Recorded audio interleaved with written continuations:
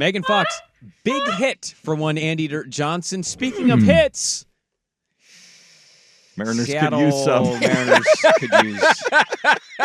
could use some Megan Fox in their life right now.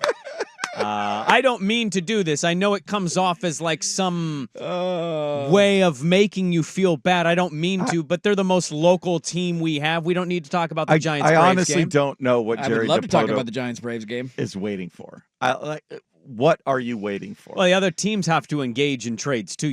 It's not just a Mariner thing. I mean, the tough part is there any sniff of smoke around something that someone they're pursuing? I mean, normally there's a little crumb trail at some point. Where are you hearing much trade stuff with any teams right now? I'm not. Because there haven't really been any big moves yet. Yeah. You had the Dodgers add, what was it, Biggio, who got DFA'd. Yeah. But that was a minor move. That's barely a move to me. They That's just like did getting that- somebody off a scrap. Yeah. There was a trade that happened today. It was like Aaron Savali went from minor league infield. Like, you've just had nothing major has happened yet. The other tough part is that you had some guys who were playing for teams who maybe 3 weeks ago you thought, oh, they're definitely going to be sellers. Like, one of the names that was connected to the Mariners was Pete Alonso, who, average-wise not going to help you a ton, but he's going to hit some tank and then jobs. You got another Grimace Cal showed Raleigh. up, and there you went. Right now you look at the Mets, and they're above 500, and they're in the wild card race because basically everybody in the National League, outside of the White Sox. Rockies and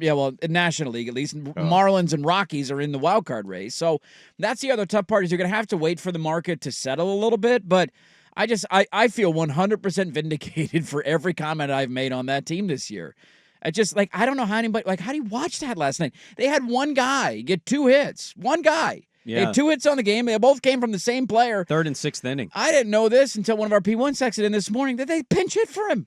They took him out. They took him out. The only guy who had a hit in the lineup last night. They pinch hit for him late in the game. He was the only one with a hit. I'd imagine it was like a pitching hitting thing. It was probably a lefty righty. Yeah, Let's get a more favorable matchup. It's Right. like, how about we ride the heater? Nobody else can find water if they fell out of a boat in this lineup. He's the only one that you got, man. I don't mean to be going old school.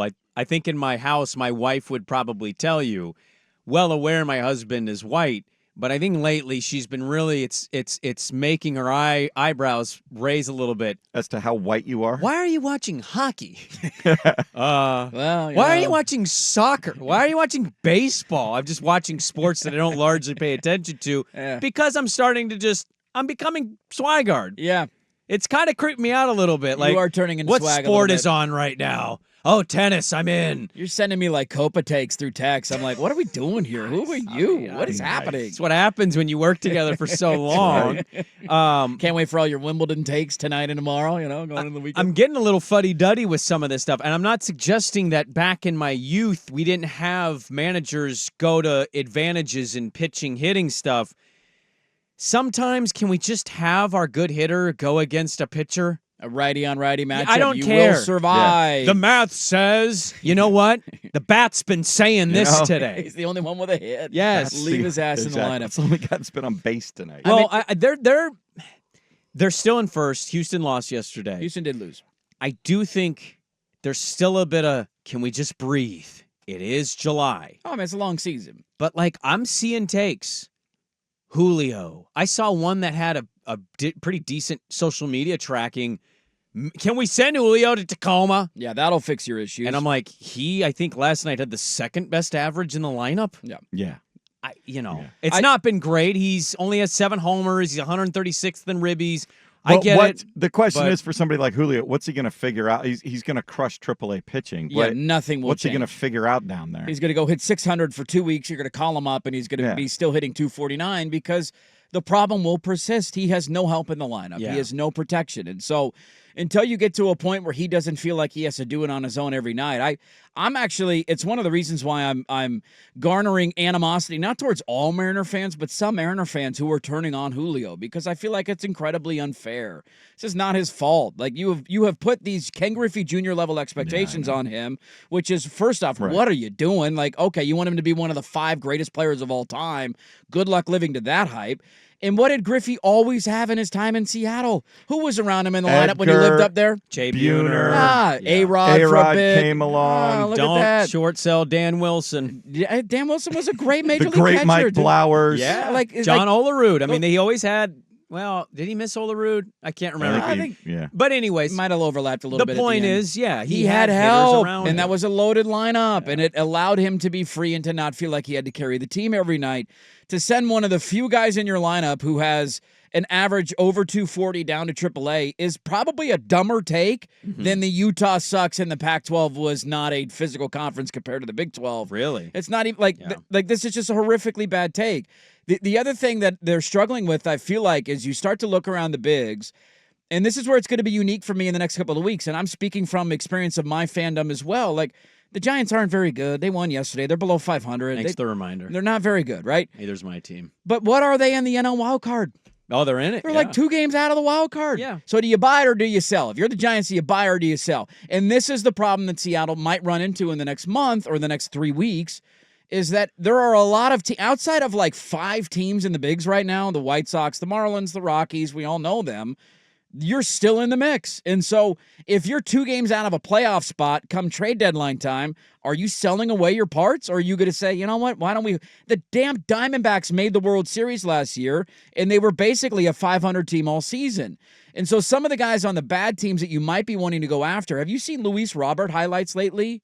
He's dropping fly balls in center field for the White Sox. They lost a game to the Indians last night in a walk-off sacrifice fly. The Guardians. Sorry, I did that yesterday, too. Boy, you're talking about getting old and white. You're really trying to push back on that. That was very white of me. My apologies. Back-to-back days. They lost on a walk-off sacrifice fly. He caught the ball in center field, and he didn't even attempt to throw home.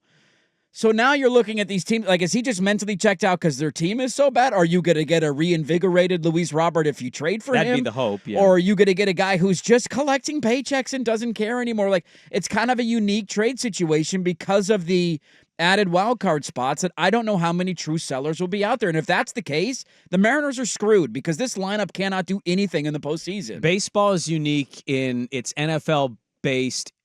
You make the playoffs, you could win it. You got a shot. You mentioned the Diamondbacks. You mentioned your Giants, who beat my Bravos yesterday.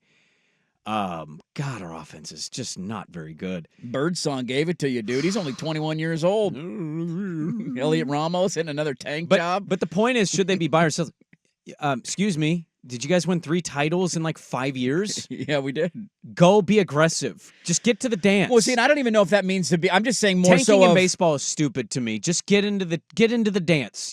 You might have a run. Is all I'm saying. It's so like to the Mariners, the Giant, whoever it is. If you're within a game, 2 games, 3 games in it, just do what you can to keep being good. Largely, what we see in the baseball draft is what.